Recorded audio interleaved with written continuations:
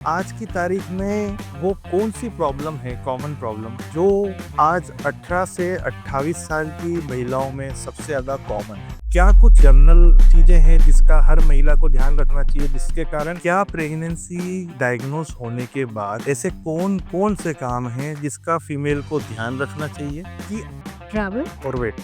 and weightlifting. These two should be avoided. Screen का जो time है सोने के पहले मतलब 2 घंटे पहले आपको बंद करना ही चाहिए। पूरे संसार में रिप्रोडक्शन की प्रक्रिया चल रही है, तो इट्स अ फिजियोलॉजिकल प्रोसेस। हाँ। तो भाई ऐसा क्या है? चाय का सैक्रिफाइस तो इंदौरियंस के लिए बहुत बड़ा है, मैं समझ सकता हूँ। तो किस एज ग्रुप में, जैसे आपने मुझे बताया कि आप रोज एक पेशेंट देख रहे हैं, तो ज्यादातर किस एज ग्रुप के लोग आपको आ रहे हैं? मम्मी पापा बोलते हैं कि हमारे टाइम पे ऐसा होता था, ये होता था, वो होता था। इस चीज का एक मेंटल प्रेशर एक प्रेग्नेंट वुमन को बहुत होता है।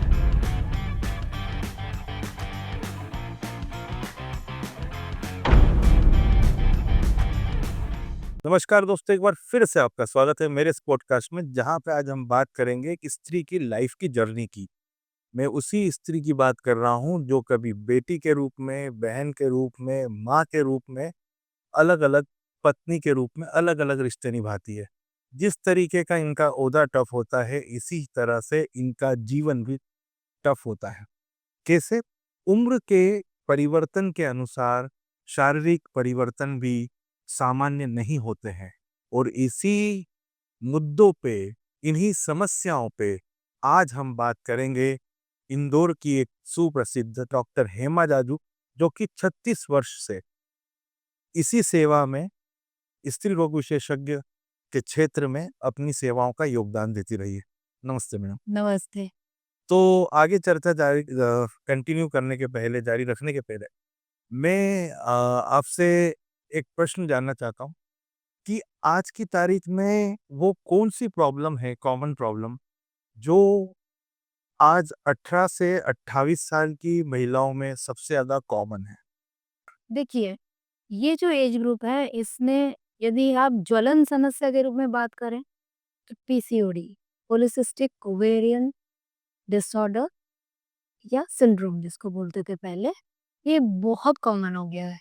इंडिया में इसका परसेंटेज है ऑलमोस्ट 20 to 25%। आप इससे समझ सकते हैं कि 10 से 12 साल पहले मैं महीने में 5 पेशेंट पीसीओडी के देखती थी, okay. 4 to 5 only, and now daily I see 3 to 4 patients in my opinions। इसका कॉमन कारण क्या है? क्या प्रदूषण बढ़ गया, आदतें खराब हो गई? ऐसा क्या हुआ कि इन कुछ सालों में इस प्रॉब्लम से परेशान होने वाले लोगों की संख्या बढ़ी? देखो, एग्जैक्ट कारण इसका अभी भी पता नहीं है, ओके। राइट? मगर लाइफस्टाइल, आजकल के जो बच्चों की लाइफस्टाइल है वो एक बहुत बड़ा फैक्टर है। दूसरा जो लाइफस्टाइल में ही आता है, सेडेंटरी लाइफ। तीसरा जो है प्रोसेस्ड फूड, फास्ट फूड।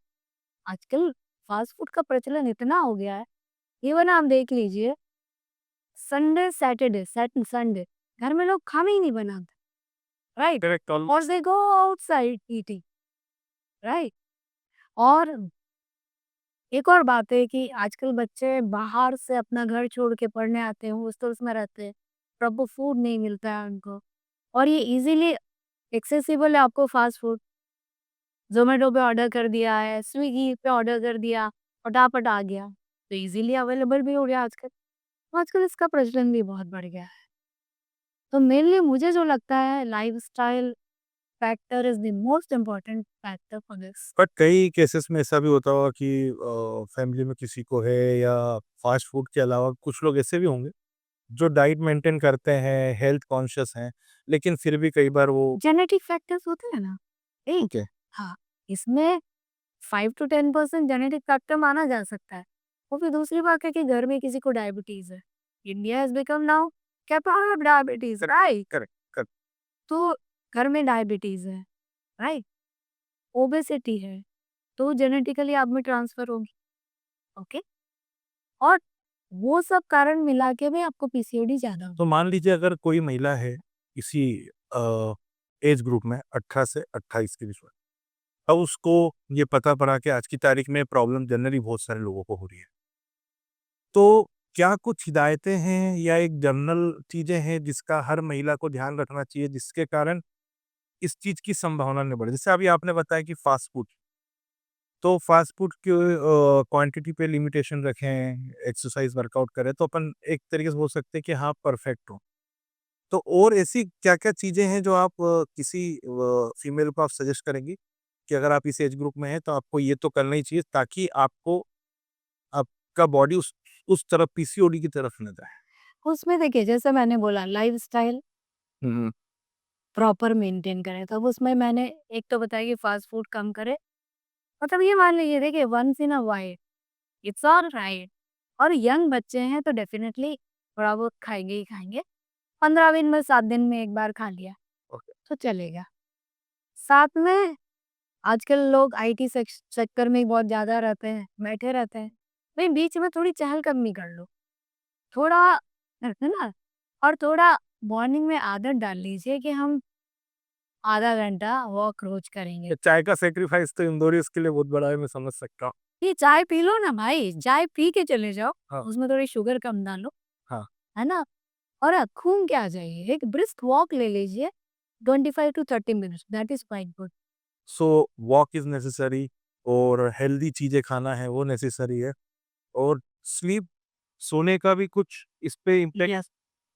क्योंकि आज की तारीख में मैम सही बताऊँ स्क्रीन टाइम की जो लत लगी है, मतलब अगर आईटी वाला के कोई सा व्यक्ति होता है, उस अगर जॉब करके आ रहा है, उसने अगर दिन भर स्क्रीन नहीं देखी, चाहे वो मोबाइल की हो, चाहे टीवी की हो किसी, तो रात में वो जग रहा है उसको देखने के लिए। उसको पता है कि उससे नुकसान हो रहा है। बट ये मेरे को लगता है ये एक बहुत प्रॉब्लमैटिक देखिए यस, स्क्रीन का जो टाइम है, सोने के पहले मतलब 2 घंटे पहले आपको बंद करना ही चाहिए। आजकल स्लीप हाइजीन इसके बारे में बहुत बात होती है। करेक्ट। स्लीप हाइजीन में बहुत सारी चीज़ें आती हैं, उसमें एक ये भी है कि भई आप दिन भर स्क्रीन पे हो, it activates your, it bombards thoughts on you, है ना? It activates your brain cells, तो नींद कैसे आएगी? करेक्ट। और यदि आपकी नींद डिस्टर्ब्ड है, राइट? तो अगेन हार्मोनल डिस्टर्बेंस होगा, हार्मोनल डिस्टर्बेंस होगा, तो अगेन आप पीसीओडी की तरफ बढ़ेंगे। चलो। और मैं अपनी प्रैक्टिस में देख रही हूँ कि जो नाइट शिफ्ट्स करते हैं, हुँ, उनमें पीसीओडी ज़्यादा हो रहा है। ओके। सो तो स्लीप का फैक्टर बहुत बड़ा है। बहुत बड़ा है। तो मान लीजिए अब किसी को पीसीओडी हो गया, राइट? मतलब जैसे डायबिटीज़ होता है, थायराइड होता है, वैसे ही एक प्रॉब्लम है। अब किसी को पीसीओडी हो गया, तो क्या इसको इस तरीके से मैनेज किया जा सकता है कि सिर्फ़ नाम मात्र के लिए ही आगे जीवन भर साथ में चलें? नहीं, मतलब अपन तो चाहेंगे कि नहीं चले, ठीक है? हाँ, क्या ये पॉसिबल है कि ना चले? पहले बस तो वही ये पहले बात तो ये समझिए, जैसे पेशेंट्स मेरे पास आते हैं, मैडम कितने दिन में क्योर हो जाएगा? अरे भाई it is not a disease, okay, it is a hormonal disorder, okay, ठीक है? हार्मोनल डिसऑर्डर को आप आराम से मैनेज कर सकते हैं, ठीक है? और यदि मैनेज प्रॉपर्ली कर रहे हैं, तो आपका हार्मोन बैलेंस में रहेगा, तब कोई प्रॉब्लम नहीं आएगी। और आई भी है, तो वो मेंटेन रहेगा कि भई एक ये नॉर्मल मेरा चल रहा है और सब कुछ ठीक रहेगा। तो सबसे इम्पोर्टेंट है कि जैसा लाइफ़स्टाइल हमने बताया फैक्टर्स, उन पे आप काम करें और करते रहें। Okay. Consistency is the key. Consistency is the key. जैसे ही आप छोड़ेंगे, जैसा आपने बोला कि अब हो गया तो क्या करें? तो जैसे ही आप छोड़ेंगे फिर से आप you will go into hormonal imbalance. तो आपको ज़िंदगी भर के लिए जैसे आप खाना खाते हैं, सोते हैं, वैसे ही आपके लाइफ़स्टाइल फैक्टर्स को आपको बराबर मैनेज करके चलना हो। इससे कई बार क्या होता है कि कोई शरीर में प्रॉब्लम हो जाती है, तो वो थोड़े टाइम तक उसको दवाइयों से मेंटेन करता है आदमी, लाइफ़स्टाइल से मेंटेन करता है। बट वही चीज़ अगर 15 साल, 20 साल तक चली, तो फिर कभी-कभी वो प्रॉब्लम दूसरी प्रॉब्लम को भी शरीर में एंट्री करा देती है, दूसरी प्रॉब्लम। तो क्या पीसीओडी के साथ भी ऐसा होता है? Yes. P- और वो कौन-कौन सी बीमारियाँ हैं जो एंट्री करा PCOD has become a public issue now, and it can give rise to so many problems and diseases. Okay, तो इसको अपन ऐसा करते हैं, एक शॉर्ट टर्म प्रॉब्लम्स एंड एक लॉन्ग टर्म कॉन्सिक्वेंसेस में लेते हैं, राइट? शॉर्ट टर्म में क्या-क्या हो सकता है? हार्मोनल इम्बैलेंस हुआ, करेक्ट। तो you can become obese, hmm. Right? Second है कि आपको बहुत सारे हेयर्स आ जाएँगे एट प्लेसेस जहाँ नहीं होने चाहिए, ओह! राइट? ओके, हाँ, आपकी हेयर फॉल हो सकता है उसी के कारण से, ठीक ओके। है? आगे आपके पीरियड्स सही ना हो, गड़बड़ हो सकते हैं, महीना नहीं भी आ सकता है, बहुत कम आ सकता है, इनफर्टिलिटी के इश्यू हो सकते हैं, आपका मोटापा बढ़ गया, आपको स्लीप एपनिया हो सकता है। स्लीप एपनिया मतलब सोते-सोते साँस नहीं आती है, तो आदमी उठ के बैठ जाता है घबरा के। That is also a dangerous thing, right? तो ये तो हुए short term. Now will go for long term consequences कि भाई ठीक है ना, है पीसीओएस, हमें बच्चे भी नहीं हो रहे, कोई बात नहीं, चलने दो ना। तो क्या होगा?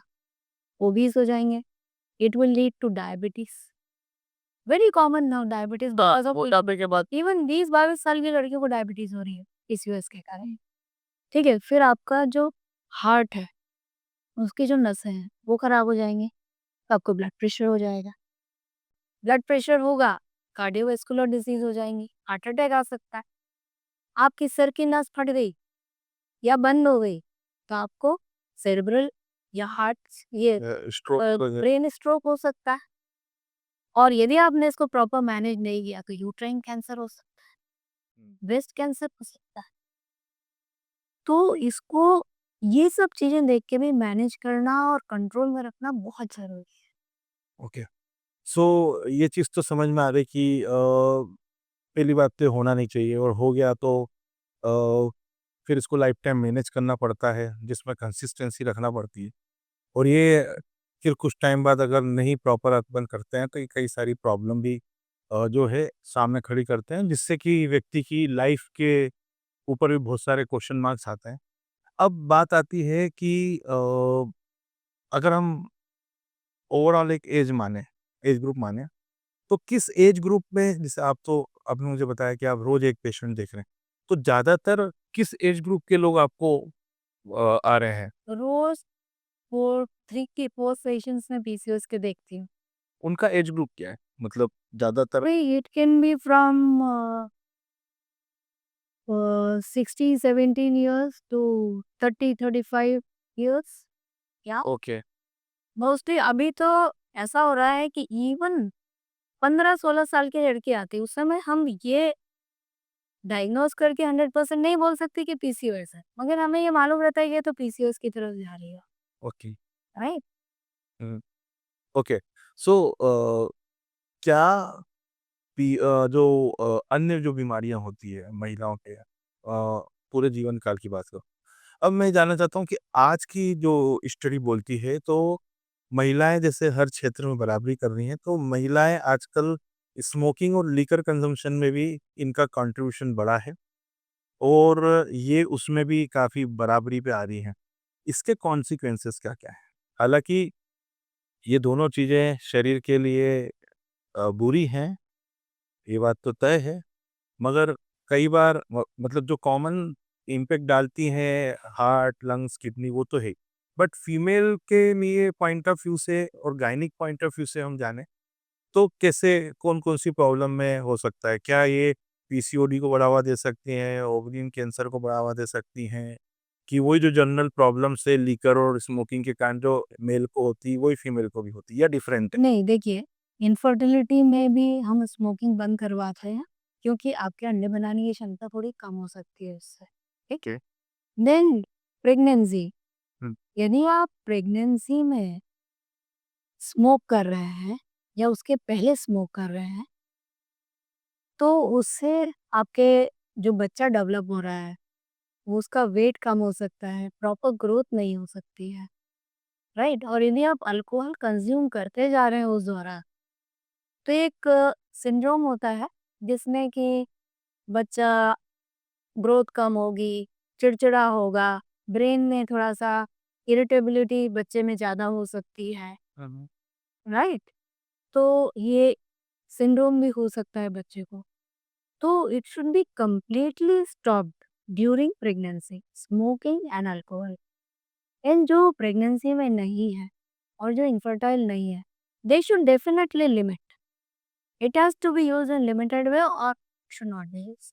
ओके, बट जनरली क्या होता है कि आज की तारीख में मैम ये यंगस्टर भी फॉलो तो फॉरेन कल्चर ही कर रहे हैं। अब कई सारी कंट्रियाँ ऐसी हैं जिसमें वहाँ पे 90% पॉपुलेशन रेड वाइन पे टिकी हुई है क्योंकि ठंड भी वहाँ पे बहुत है। तो अगेन मेरा क्वेश्चन ये है, अब वहाँ पे लीकर प्रोफाइल 90% वुमेन्स की है। अब उन्हें ज़्यादा प्रॉब्लम नहीं फेस करना पड़ती है लीकर कंजम्पशन के बाद। जब वो प्रेग्नेंट होना चाहती है, राइट, उसके पहले ही वो प्री कंसेप्शनल काउंसलिंग के लिए वो हर फीमेल जाती है, राइट। ओके, तो पहले ही उनको बता दिया जाता है कि now you have to stop liquor, नहीं तो ये कॉन्सिक्वेंसेस आपके बच्चे को हो सकते हैं। Okay. So you have to counsel them properly and they'll listen to you and मतलब ऑडियंस को मैं बताना चाहता हूँ कि प्रेगनेंसी के टाइम के दौरान स्मोकिंग तो बट ऑब्वियसली लेना ही नहीं चाहिए, करना ही नहीं चाहिए। मगर कई बार ये होता है कि ये तो वाइन है, ये तो शरीर के लिए अच्छी होती है। सो प्लीज़ आप उस चीज़ को समझें कि उसको भी नहीं लेना चाहिए। वो इन्हीं प्रेगनेंसी के दौरान और प्रेगनेंसी के पहले से बंद करनी चाहिए, okay. Right. Few months before pregnancy it should be stop. अब वो दे थिंक वहीं पे एक चीज़ आती है कि मान लीजिए कोई फीमेल है जो ये सब करती है और उसको ऑल ऑफ सडन पता चला कि वो प्रेग्नेंट है। Immediately she has to stop it. But उसके मन में फिर क्वेश्चन आएगा ना कि यार अभी सब कुछ सही चल रहा है कि नहीं? तो क्या तो उसके लिए देयर आर मेनी टेस्ट कि आपका बेबी कैसा है अंदर, but it has to be stop immediately from that day, okay, the day she is confirmed pregnancy, right? And then we do certain tests to see whether the baby is growing properly or Mhm. not. All these things we see. अब हम इस podcast को हमारे audience के लिए एक नया मोड़ दे रहे हैं जो कि वाक़ई में सबके लिए इंटरेस्टिंग होगा। अब मैं बात करना चाहता हूँ 9 महीनों की, जिस 9 महीने में बच्चा जनरेट होने से लेके डिलीवर होता है, मतलब छोटे से अंश से लेके पूरा डिलीवर होता है। अब इसमें ये आता है कि बहुत सारी चीज़ें होती हैं जो फैमिली मेंबर्स बोलते हैं। ऑडियंस को ये जानना बहुत ज़रूरी है क्योंकि मम्मी-पापा बोलते हैं कि हमारे टाइम पे ऐसा होता था, ये होता था, वो होता था। इस चीज़ का एक मेंटल प्रेशर एक प्रेग्नेंट वुमन को बहुत होता है कि पैर मोड़ के नहीं बैठना, ये काम नहीं करना, वैसा नहीं करना। क्या प्रेग्नेंसी डायग्नोज़ होने के बाद ऐसे कौन-कौन से काम हैं जिसका फीमेल को ध्यान रखना चाहिए? कौन-कौन सी चीज़ है जिनको अवॉइड करना चाहिए और किन चीज़ पे फ़ोकस करना चाहिए? अगर वुमन वर्किंग है तो और अगर हाउसवाइफ है तो? देखिए, जब भी मेरे पास कोई महिला आती है तो how I deal with, right. आजकल क्योंकि क्या है, महिलाएं बहुत घबराई हुई रहती हैं। तो मैं बोलती हूँ कि आप सब कर सकते हैं, हेवी वेट मत उठाइए, राइट। वो that should never be done. और दूसरा, travelling should be avoided. Okay, और always you remember I am pregnant. तो जैसे आप जब काम कर रहे हैं थोड़ा स्लो करेंगे, गाड़ी पे भी जा रहे हैं आप तो दचकों से बचेंगे, स्लो गाड़ी चलाएंगे। इवन हस्बैंड से यदि ले जा रहे हैं पर टेल देम कि दी दचके ना लगे, स्लो ले जाइए, राइट। अब वो तीसरा, वो पपीता, पाइनएप्पल, इसको लेके बड़ी भ्रांत धारणा है, गुड़ को लेके। तो पपीते के बारे में पहले बताऊंगी कि कच्चा पपीता, है ना, और उसके बीज, ये नहीं खाना चाहिए। This should not be taken, क्योंकि पहले इसको एज ए अबॉर्टिव पेशेंट या बच्चा गिराने के लिए यूज किया जाता था, ओके, राइट। तो that should not be taken. पक्का पपीता है, आराम से ले सकते हैं। पाइनएप्पल है, आराम से ले सकते हैं। पाइनएप्पल में तो विटामिन सी है, correct, that will give a good growth to the baby, right. Okay definitely.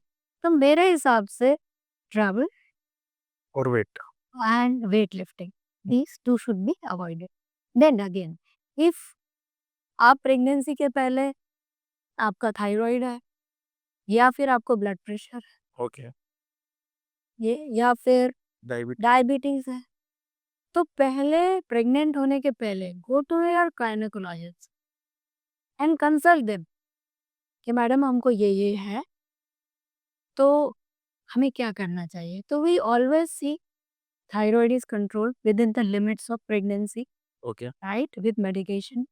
BP is controlled, with drugs which are suitable during pregnancy. There are medicine जो कि टेराटोजेनिक होती है। टेराटोजेनिक का मतलब होता है जो बच्चे को नुकसान करती है, ओके। कंजेनाइटल एनोमलीज या विकृतियां करती है, राइट?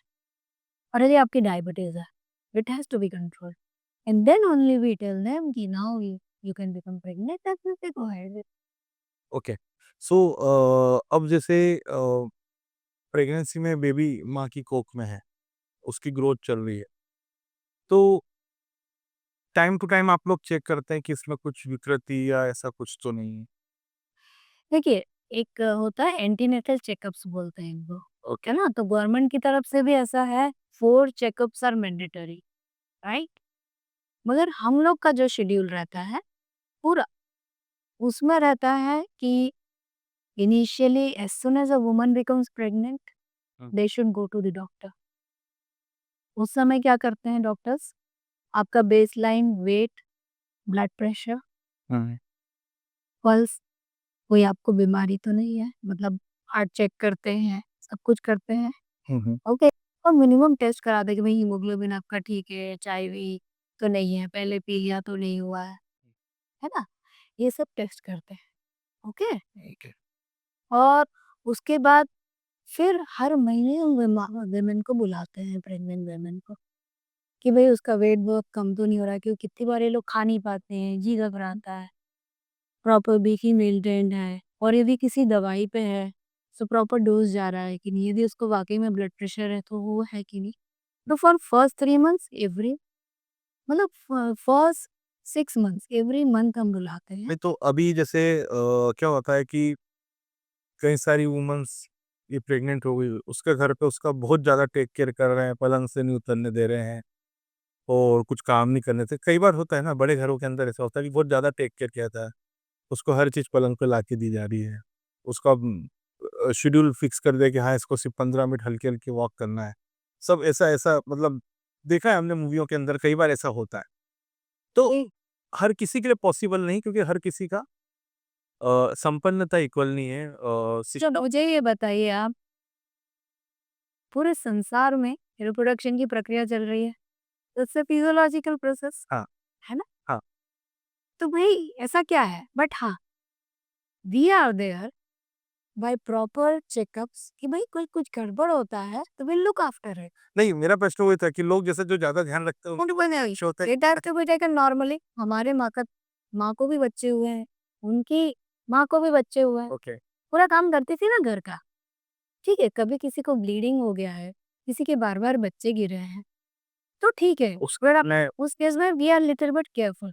वी हाँ, tell them what to do, what not to do, right? Otherwise one can do heavy work को छोड़ के, वज़न उठाना और ट्रैवलिंग को छोड़ के जो आपने हेवी, हाँ। Yes, heavy weight that. ये जो 9 महीने का समय होता है, इसमें वो कौन-कौन से थोड़े-से डेंजर साइन होते हैं, जिसका हर महिला को ध्यान रखना चाहिए या अगर उस तरीके का कोई सिम्पटम या कुछ भी चीज़ मिले, तो तुरंत सारी चीज़ छोड़ के सबसे पहले गायनोकोलॉजिस्ट के पास देखो, यदि ब्लीडिंग हो जाए प्रेगनेंसी के दौरान, hmm, hmm. Definitely you should go to the doctor immediately okay. To see कि why this has happened, hmm, right? Then यदि एक्सेसिव वेट गेन हो रहा है, ओके, तभी भी जाना चाहिए, क्योंकि एक्सेसिव वेट गेन एक प्री-एक्लेम्पशिया करके एक कंडीशन होती है, जिसमें कि आपका पहले वेट बढ़ता है, फिर ब्लड प्रेशर बढ़ता है, फिर it can lead to many complications, right? और ये भी प्रेगनेंसी में होता है। ये प्रेगनेंसी में होता है। ओके, तो आपको वो भी ख्याल रखना है कि यदि वेट बहुत बढ़ रहा है या फिर कुछ हो रहा है, तो आप तुरंत डॉक्टर के पास जाइए। यदि आपका ब्लड प्रेशर बढ़ रहा है, तो रेगुलरली उसमें हम फ्रीक्वेंट विजिट्स करवाते हैं, या डायबिटीज़ है तो उसमें थोड़ा फ्रीक्वेंट विजिट्स होती हैं, ठीक है? तो आप जब आपका डॉक्टर बुलाए, आप जाइए, जब आपको टेस्ट के लिए बोलते हैं, तो इन कंडीशंस में आप ज़रूर करवाइए, ओके? ओके। फिर यदि आपको झटके आ जाएँ सडनली, फीट्स फिट्स जिसको बोलते हैं, राइट? कन्वर्जन्स बोलते हैं हमारी भाषा में, वो आ जाए, ओके? बच्चा घूमना बंद कर दे, कभी। घूमना बंद कर दे मतलब थोड़ा मतलब और कि जैसे बच्चा पेट के अंदर हाँ, करीब 18 से 20-22 सप्ताह में घूमने लगता है, और माँ can feel foetal movements. Okay. तो सब कुछ ठीक चल रहा था, वो सडनली बंद कर दें, राइट? पानी की थैली फूट जाए कभी, हुँ। मतलब तुरंत हाँ, बच्चा जिस पानी के अंदर रहता है वो थैली रहती है, फूट जाए, तो लोग घर में बैठे रहते हैं 1-1 2-2 दिन, पूरा पानी खत्म हो जाता है। ना जो प्रोटेक्शन था वो खत्म हो गया, तो बच्चे में इन्फेक्शन हो जाता है, माँ में इन्फेक्शन हो जाता है, ठीक है? तो इन सब कंडीशंस में आपको डॉक्टर के पास तुरंत जाना चाहिए। अभी आपने एक वर्ड यूज़ करा फीटल। फीटल मेडिसिन भी हमने सुना है। ये ये क्या चीज़ है और ये प्रेगनेंसी के दौरान किन चीज़ों का ध्यान रखती है और ये इनका इस्तेमाल देखिए, this is a specialised branch, okay. Foetal medicine. Hmm, इसमें क्या होता है, जो कुछ डॉक्टर ट्रेन रहते हैं, जो माँ के पेट में बच्चा है, उसी के बारे में सब करते हैं। ओ तो लाइक जो सोनोग्राफीज़ होती हैं, है ना? स्पेशल सोनोग्राफी जो हम 13 11 टू 13 वीक्स में करते हैं। फिर 18 टू 22 वीक्स में टारगेट स्कैन करते हैं।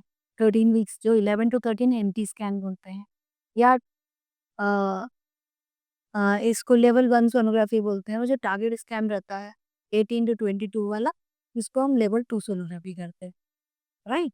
और उसके बाद कुछ हाई रिस्क केसेस रहते हैं, तो उनको बहुत अच्छी तरह से मॉनिटर करते हैं सोनोग्राफिकली, राइट? अब किसी में कुछ जैसे प्रॉब्लम निकली, ट्विन्स हैं, और एक twin to twin transfusion syndrome होता है, केवल नाम सुन लीजिए, जिसमें एक बच्चे से दूसरे बच्चे में ब्लड चला जाता है। ओके। तो एक बच्चा शांत हो सकता है अंदर, तो उसमें बहुत सारी प्रोसीजर रहती है। वो सब जो फीटल प्रोसीजर्स रहती है अंदर, अभी आपने शायद न्यूज़ में सुना होगा कि किस स्पाइन में प्रॉब्लम थी, तो इन्हीं लोगों ने बच्चे को बाहर, मतलब माँ के पेट खोल खोला, उसमें से बच्चे को निकाला, उसकी स्पाइन ठीक करके वापस अंदर रख के बंद कर दिया। Wow! So now it is the science is so advanced and baby is doing well. So these procedures are done by fetal medicine persons. Okay. So आप इस पॉडकास्ट के अंत में मैं आपसे एक प्रश्न पूछना चाहूँगा जो हमारे दर्शकों के लिए भी होगा कि एक वुमन की आइडियल लाइफ कैसी होना चाहिए जब उसको अपने जीवन काल में अलग-अलग रिश्ते निभाने होते हैं, उसका लाइफ़स्टाइल, उसका थॉट प्रोसेस क्योंकि आप भी एक महिला हैं, तो परिवार में कई बार स्ट्रेस की स्थिति बन जाती है। प्रेगनेंसी के टाइम पे कुछ स्ट्रेस भी चल रहा है घर में। ऐसे टाइम पे बड़े-बुजुर्गों की हिदायतें कई बार वो भी स्ट्रेस से कम नहीं होती है। इसको ये खाना चाहिए, इसको ये करना चाहिए, वो करना चाहिए हमारे टाइम मैं ये चाहता हूँ आप एक ऐसा मैसेज हमारी ऑडियंस को दें, खासकर प्रेग्नेंट वुमन के घर के बड़े सदस्यों के लिए, जो जिससे कि क्योंकि 9 महीने बहुत कीमती होते हैं एक महिला के लिए, वो वापिस आते नहीं हैं। वो इस चीज़ को एन्जॉय करें। तो मैं चाहता हूँ कि आप कुछ एक ऐसा मैसेज दें क्योंकि हालाँकि उनके टाइम पे चीज़ अलग थी, आज की चीज़ें अलग है। उस टाइम पे प्रेगनेंसी का मूँग की दाल और दलिया खिलाया जाता था 1-1 महीने तक। आज के टाइम में डॉक्टर खुद बोलता है नहीं आप सब खाओ बस बाहर का अवॉइड करो। तो things are change but old peoples are not change और वो उसी की तरह की चीज़ों का आज भी ये सब चलता है। तो मैं चाहता हूँ कि आप एक ऐसा संदेश यस, तो इसमें देखिए सबसे पहले तो फर्स्ट 3 मंथ्स जो रहते हैं, जिनमें महिलाओं को मतलब 5-10% की महिलाओं को छोड़ दीजिए। बाकी सबको नौसिया, वॉमिटिंग, खाने की इच्छा नहीं होना, और घर के लोग प्रेग्नेंट को ज़बरदस्ती खिलाते हैं, ये भी खा, वो भी खा। मैं अपने पेरेंट्स को ये बोलती हूँ कि आपको जो भाता है, वो चावल मत खाओ, ये मत खाओ, आपको जो भी भा रहा है, बाहर का अवॉइड करिए। तो आप थोड़ा-थोड़ा बार-बार खाइए और ज़बरदस्ती मत करिए कि तू ये भी खा, वो भी खा। ठीक है, फर्स्ट 3 मंथ्स में थोड़ा-सा दिक्कत तो आना ही आना है। तो उसमें एक तो कैसे भी करके महिला खुश रहे, परिवार वालों को ये ध्यान रखना चाहिए। स्ट्रेस ना हो, और इसमें सबसे इम्पोर्टेंट है हस्बैंड का सपोर्ट। हस्बैंड समझे कि what she is going through. हाँ, उस समय तो उसको फ़िल्टर का अर्ली प्रेगनेंसी में इमोशनली बहुत सारे चेंजेस होते हैं पेशेंट, महिला थोड़ी-सी इरिटेबल होती है, उसको गुस्सा भी जल्दी आता है। तो मैं हर अपने पेशेंट्स को बोलती हूँ, हस्बैंड तो उतार दो, और हस्बैंड को बोलो बताती हूँ कि you take it normally because this will pass out. These are the emotional changes which she is undergoing. You won't understand. So if the husband is very supportive and understanding, then उसका समय बहुत अच्छी तरह मतलब यहाँ पे भी gents को पेशेंस रखना है। यस तो करते क्या है वो उनको तो कुछ तकलीफ उठाना नहीं। आप महिला को देखिए मेंसेस शुरू होते हैं तब से लेके क्या हालत होती है उसकी। उसको कभी मेंसेस में पेन बहुत होता है, कभी ब्लीडिंग ज्यादा होती है, उसके बाद शादी हुई, दूसरे के घर गई, खुद की लाइफ एडजस्ट करो, हस्बैंड को एडजस्ट करो, उसके परिवार वालों को एडजस्ट करो, वो तो डिफरेंट एनवायरनमेंट है। करेक्ट। उसके बाद बच्चे कैरियर नारे काय का बच्चे कैरियर करेक्ट। वो बेचारी घर का भी करे कैरियर भी करे राइट। सो आज के लिए इतना ही। आई होप आपको बहुत सारे प्रश्नों के जवाब मिले हो, बहुत सारे अंधविश्वास जो आपको व्हाट्सएप यूनिवर्सिटी से कई सारे ऐसे वो आंसर्स होंगे जो भी आपको डाइजेस्ट नहीं होंगे, तो उसकी भी क्लैरिटी आई होगी। हम इस तरीके के पॉडकास्ट और भी लाते रहेंगे। अगर आपके जहन में कोई भी प्रश्न या कोई भी कंफ्यूजन तो शायद क्लियर ना हो पाए, या फिर आप किसी प्रॉब्लम से या कोई आप समस्या फेस कर रहे हैं, तो दिए गए नंबर पे आप कनेक्ट करके कांटेक्ट करके आप डॉक्टर हेमा दादी मैम से अपॉइंटमेंट भी ले सकते हैं। और ज़रूरी है स्वस्थ रहना, क्योंकि स्वास्थ्य है तो जीवन है। और एक अच्छे लाइफ पार्टनर और एक अच्छे कपल जितना अच्छा एक जीवन जी सकता है, ये बहुत मुश्किल है कि आप उसको उसकी सेक्रीफाइस किसी भी वैल्यूएशन से या किसी भी चीज़ से पे। आज के लिए इतना ही। अगले पॉडकास्ट में फिर